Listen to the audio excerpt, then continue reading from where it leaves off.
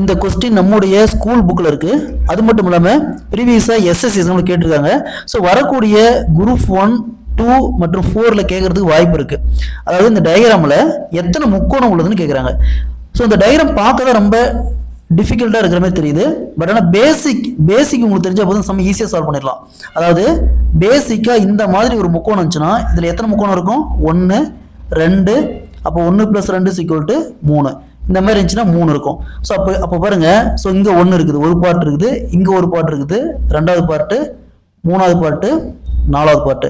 So ஒரு பார்ட்டில் 3 முக்கோணம் இருக்குது. அப்போ 1, 2, 3, 4, 4 × 3 12 முக்கோணம். ஸோ இந்த அவுட்டரில் மட்டும் 12 முக்கோணம் இருக்குது. அடுத்தது இங்கே பாருங்க, இந்த மாதிரி ஒன்று இருந்துச்சுன்னா இதில் எத்தனை முக்கோணம் இருக்கும்? 1, 2, 3, 4, ஹையஸ்ட்டாக 4 இருக்குது. அப்போ 4 × 2 = 8. மொத்தமாக இந்த மாதிரி இருந்துச்சுன்னா 8 முக்கோணம் இருக்கும். ஸோ பாருங்க, இந்த பாக்ஸ் அப்படிதான் இருக்கு. ஸோ அப்போ இது ஒரு பார்ட், இதில் 8 முக்கோணம் இருக்குது. அதே மாதிரி இது பெரிய பாக்ஸ் பாருங்க, பெரிய பாக்ஸ் அந்த மாதிரி தான் இருக்குது. அப்போ அதில் ஒரு 8 முக்கோணம், மொத்தமாக 16. ஸோ ஆல்ரெடி இங்கே ஒரு 12, இங்கே ஒரு 16. அப்போ ரெண்டையும் ஆட் பண்ணால் 28.